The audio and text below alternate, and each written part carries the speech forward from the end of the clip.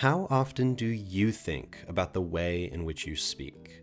Is it something that always lingers in the back of your mind? Or is the question itself just a little confusing?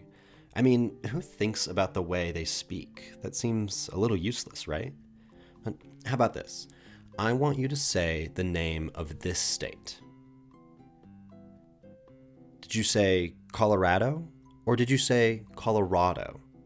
What about this? Does it feel more natural to say I haven't been there or I ain't been there?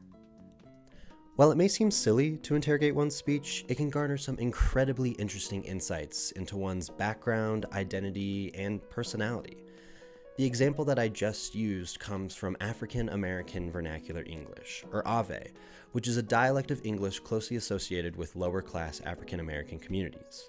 Due to racism, classism, and an overtly white-centric world, somebody who speaks AVE might be acutely aware of how they talk and how it's different from what we call standard American English, essentially white middle class. This might incline them to code switch or alternate between two or more language varieties in conversation in order to fit in. This is of particular interest to me because I feel that I code switch constantly. In one moment, I'm speaking with a strong, masculine voice, putting impact where I see fit. In the next, I'm speaking a little softer and it feels more conversational. Like, girl, oh my goodness, that is just incredible. I also strive to be methodical, academic even. I hesitate, searching endlessly through my vocabulary until I discover sufficient word. Or sometimes my focus is on other things and I get... Dude, you gotta be kidding me, bro. I cannot believe it.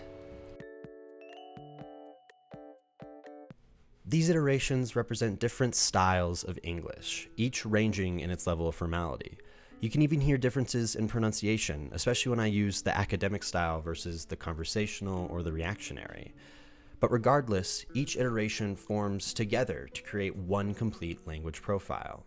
Yet, I'm not interested in code switching simply because it exists. I'm interested because it feels and has felt so omnipresent in my life. Take, for example, high school. I quickly discovered that my stereotypically masculine appearance and deeper voice, while societally beneficial, created barriers between me and my queer classmates. I felt that I had to soften my image and signify my own sexuality through language alone. Therefore, I tuned my speech to sound more feminine, utilizing upspeak and replacing the filler bruh with girl, among other things. In essence, I began to use a gay accent, which, while it felt natural, still served a social purpose. This is an example of covert prestige because my use of the gay accent served me well within my peers, despite the fact that it rejected masculine speech. In essence, I was using a worse accent, but my environment rewarded it. But that covert prestige is indicative of my privilege, right? It's only because I speak with a white middle-class accent, the overt prestige accent, that I have the opportunity to freely speak however I choose. I can always revert to the societal norm. But what about people with the opposite struggle? Many English speakers in the US use an accent or dialect that is erroneously understood to be worse or wrong. And while some view this label as a mark of pride, most often it manifests as a certain anxiety surrounding one's speech and can incentivize code switching in order to sound more normal. Linguists have even observed a phenomenon called the substratum effect, where children of immigrants hypercorrect their accent in an attempt to hide the influence of their culture or home languages. In essence, they reject their background and conform to societal standards. While it is undeniable that my rejection of masculinity and adoption of a gay accent is markedly different from the rejection of one's culture and adoption of a white accent, there are still nonetheless some interesting similarities. Both demonstrate an innate desire to conform, to fit into the pattern that we find most advantageous. And they both form a sort of new identifier. In my case, my speech wasn't feminine, but rather gay.